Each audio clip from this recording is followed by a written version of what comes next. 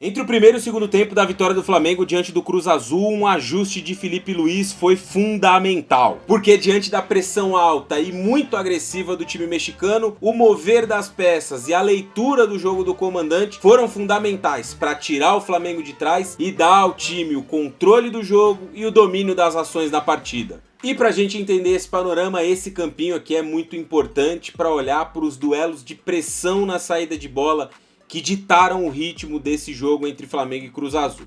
Cruz Azul com a sua saída de 3 zagueiros, o Lira, que é um volante de origem jogando entre o Piove e também o Dita, e muita influência do Marques nessa saída. Então o que o Felipe Luiz preparou? Como o Piove abria bem de um lado e o Dita abria bem de outro, o Arrascaeta e o Bruno Henrique ficavam no meio desse caminho, para pressionar eventualmente o Piove, mas também para fechar uma linha de passe por dentro para o Lira, que muitas vezes se adiantava um pouco, ficava entre os dois atacantes, ou os dois atacantes, os dois homens mais centralizados do Flamengo, ficavam entre eles, para fazer com que a bola circulasse apenas entre os zagueiros e o Cruz Azul não tivesse com isso uma possibilidade de saída tão grande para o ataque.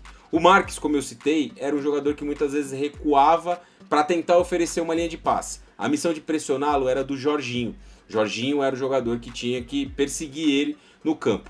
E aí do outro lado tinha um encaixe interessante da gente olhar. Porque o Rodrigues, o camisa 19, o Carlito Rodrigues, ele muitas vezes baixava aqui pelo lado esquerdo para liberar o Rotondi para atacar. E o Rotondi tem um duelo aqui com o Varela.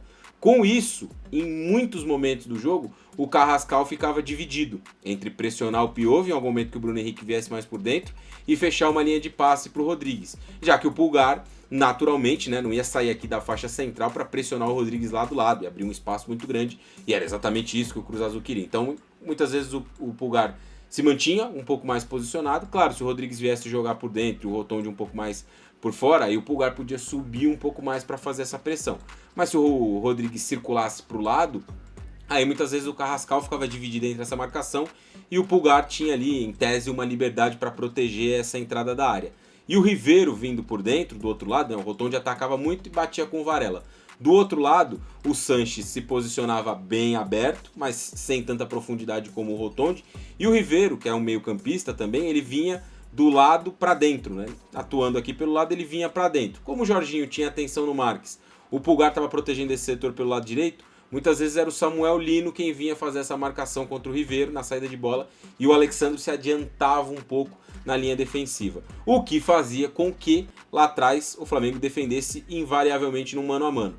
O Paradela com o Léo Ortiz, o Léo Pereira contra o Fernandes e o Rotondi contra o Varela. Claro, em muitos momentos o Pulgar poderia ajudar aqui para fechar uma marcação contra o Paradela, mas na maioria das vezes ele protegia esse espaço e isso fazia com que o Cruz Azul tivesse lá atrás um mano a mano, um 3 contra 3 na linha defensiva. Tudo isso parece muito confuso, mas a ideia aqui era fechar as principais rotas de ataque, no caso do Flamengo, e conseguir recuperar a bola perto do gol para encurtar o caminho de uma ação ofensiva, da criação de uma jogada. Enquanto que do lado do Cruz Azul, a ideia era justamente confundir essa marcação com essa mobilidade desses jogadores de meio campo, o Marques baixando perto do Lira, o Lira saindo da posição de, entre aspas, líbero para centralizar, o Carlos Rodrigues saindo do lado para fora, para dar uma opção de passe pela esquerda, o Rotondi atacando quase como um atacante, tentativa de fazer com que o Flamengo não conseguisse encontrar esses encaixes e sair de uma pressão, encontrando uma bola longa, Muitas vezes o Gudinho lançava uma bola no Sanches e ele buscava uma inversão no Rotondi, ou um passe por dentro para Paradela, Riveiro, Marques, o Rodrigues, todos eles se aproximarem para tocar a bola. Então, o objetivo era muito claro, tanto de um lado quanto do outro, nessa ideia da pressão contra a tentativa de construir na saída de bola.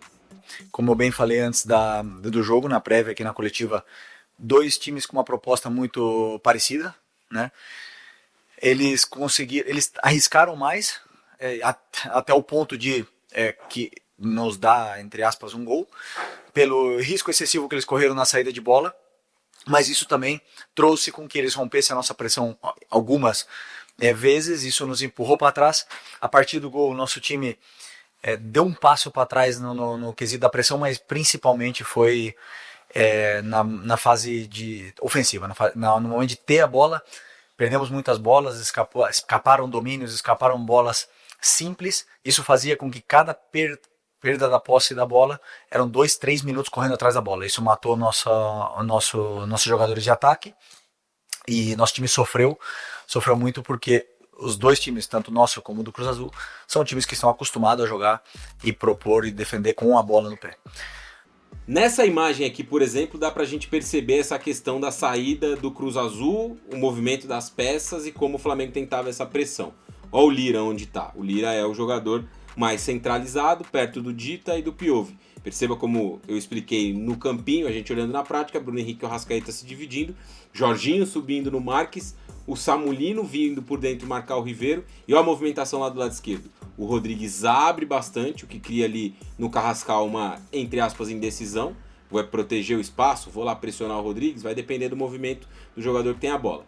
E o Pulgar marca uma espécie de sobra por ali. Então a ideia é tentar induzir essa pressão do Flamengo e sair dela, saltar dela em um passe longo. Perceba aqui no lance do gol do Flamengo também esse aspecto da pressão. É uma saída do Cruz Azul dentro da sua própria área, que o Flamengo se adianta um pouco mais. E de novo os encaixes. O Arrascaeta mais próximo do Dita, o Bruno Henrique protegendo um espaço mais central e dessa vez o Carrascal veio para dentro para tirar o passe do Piove. Então quando o Lira adiantava um pouco, muitas vezes o Bruno Henrique podia fazer essa sombra para ele e o Carrascal se adiantar um pouco no campo, o que obrigava, como a gente está vendo ali no cantinho, dá para ver pouquinho, mas o Varela tá por ali, subindo para se necessário fazer uma pressão contra o Rotondi, que nesse lance especificamente não está lá no campo de ataque, porque o Carlos Rodrigues está mais por dentro e olha ali o Pulgar, o camisa 5, mais próximo do árbitro, como também sobe para fazer uma marcação. Então, tudo bem pré-estabelecido, tudo bem coordenado para evitar a saída e a construção do Cruz Azul.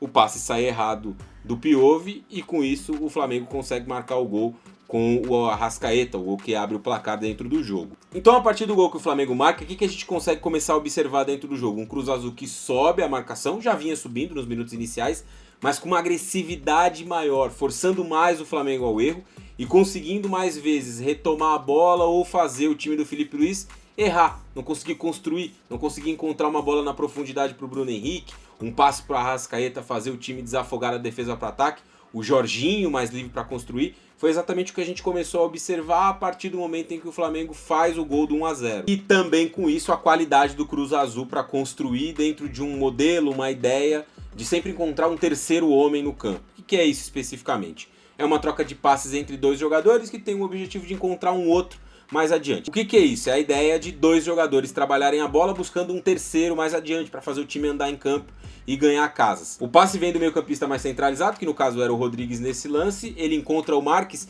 e olha como o Marques tem a possibilidade de encontrar um jogador num passe reto para frente, o Gabriel Fernandes. Dois jogadores trabalhando para encontrar um terceiro homem. Mas o que ele faz é virar uma bola no Paradela, porque o objetivo dessa interação dele com o Paradela é encontrar o Rotondi lá do outro lado, que está livre. Por quê? O Paradela vem para dentro, traz com ele o Varela, e olha lá em cima como o corredor se abriu. Então esse jogo de manipulação do Cruz Azul, de trabalhar a bola por dentro para tentar trazer muita gente para essa faixa central e atacar os corredores, principalmente o esquerdo com o Rotondi, é algo que a gente tem visto já há algum tempo, mesmo antes do trabalho do Larcamón, porque é um ponto forte desse time, o apoio do seu lateral pelo lado esquerdo. Então a ideia era trazer jogadores por dentro, encontrar passes por ali, usar essa dinâmica de terceiro homem, dois trabalhando para encontrar um terceiro e o Rotondi sempre passando, acelerando muito no corredor do outro lado. Aqui um outro exemplo nesse sentido, três jogadores se aproximando, trabalhando a bola, dois mais curtos, um terceiro dando opção, mais um passe em uma outra direção.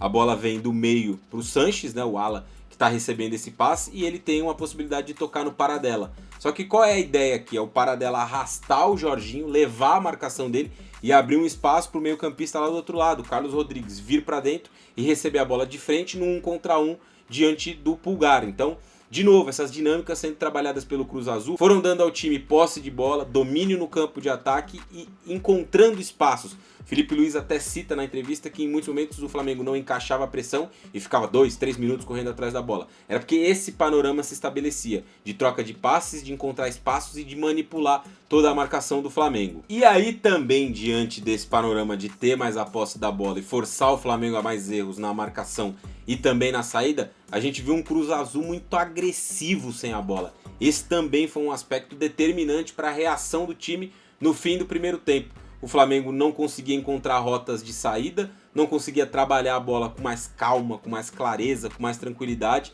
e muitas vezes a gente viu o panorama do Cruz Azul perder a posse, rapidamente retomar e de novo se restabelecer no campo de ataque. Na sequência, inclusive, dos gols ali que o Cruz Azul marca, né, os 2 gols, o primeiro anulado e depois o gol validado, tem muito desse aspecto, de recuperar a bola no ataque, de ser agressivo, de se manter no campo ofensivo e de explorar os erros defensivos do Flamengo, como a gente vai notar em outros 2 frames aqui do jogo que eu separei. O primeiro deles mostra exatamente essa questão de juntar muitos jogadores por dentro e atacar por fora. Olha como aqui o Paradela ele traz o Varela para a faixa central e abre um espaço muito grande para o Rotondi lá em cima apoiar, atacar o espaço, chegar à linha de fundo. O Cruz Azul conseguiu trabalhar bem esse aspecto, né? Juntar peças por dentro, atacar por fora no lance do gol, na sequência do lance do gol assim. Esse primeiro momento é o gol que foi invalidado por impedimento e esse segundo lance é o gol validado, outro erro grave do Flamengo aqui na marcação. O Pulgar sai do centro para ir dividir uma bola lá na lateral, não ganha esse duelo pela bola, nem ele nem o Varela, e olha quanto espaço tem na entrada da área do Flamengo, só tem o Jorginho ali defendendo. O Carrascal até volta, é dele a dividida que vai fazer a bola sobrar para o Sanches, mas onde o Sanches está? O camisa 2. Tá na entrada da área, sozinho, livre de marcação, para ficar com uma bola mal rifada e fazer a finalização que marcaria naquele momento o gol de empate dentro do jogo. Então foi um Flamengo que ao longo do primeiro tempo foi acumulando muitos erros e tendo muita dificuldade para sair dessa pressão e construir os seus ataques. Tem um outro aspecto também legal de ilustrar, que eu vou pegar no frame aqui para mostrar para vocês. Se liga só onde o Piove e o Dita, 2 dos 3 zagueiros, iam na pressão do Cruz Azul. O Cruz Azul se adianta, sobe, o Arrascaeta desce para fazer uma opção de passe e o Carrascal a mesma coisa. Então o Piove, que era o zagueiro do lado esquerdo, tinha a missão de marcar o Carrascal, vai com ele até o meio campo. E o Dita a mesma coisa, pelo lado direito era ele quem tinha um combate contra o Arrascaeta, o Bruno Henrique ficava com o Lira, o zagueiro da sobra como a gente ilustrou, e olha como eles dois sobem, eles vão lá no campo de ataque. A agressividade muito grande do Cruz Azul para pressionar foi um pilar do time no primeiro tempo. E algo que, sem dúvida alguma, fez o Filipe Luís pensar muito no intervalo. Como sair daquele nó, daquela pressão individualizada e muito agressiva do Cruz Azul.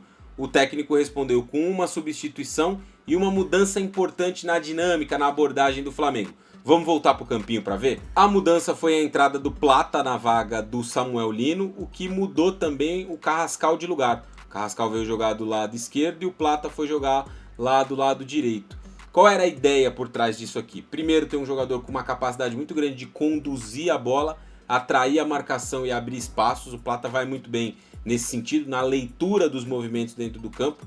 E uma outra de orientação foi trabalhar mais a bola entre os defensores, com mais calma, com mais paciência. O Flamengo estava muitas vezes, entre aspas, rifando a bola, ou fazendo passes muito arriscados e com isso perdendo a bola com muita rapidez.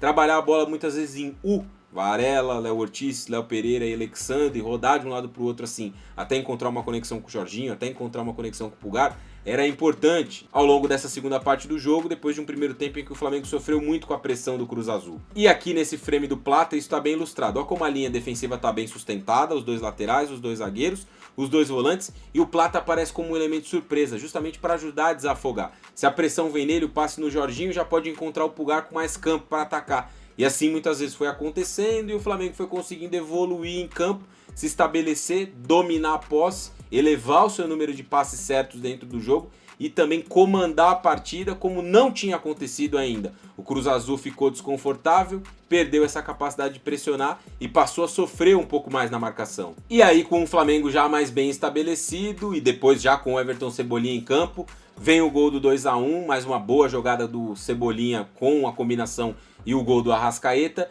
e a administração na reta final do jogo, mais tranquilidade, o trabalho defensivo de solidez sendo colocado em prática, a posse de bola para se defender com ela dentro de campo, e uma atuação no segundo tempo mais madura, mais segura, que começou na leitura e nas mudanças do Filipe Luís. Cruz Azul e Flamengo fizeram um jogo muito, muito bom em um aspecto que é primordial no futebol atual, pressionar a saída de bola e ser capaz de sair dessa pressão.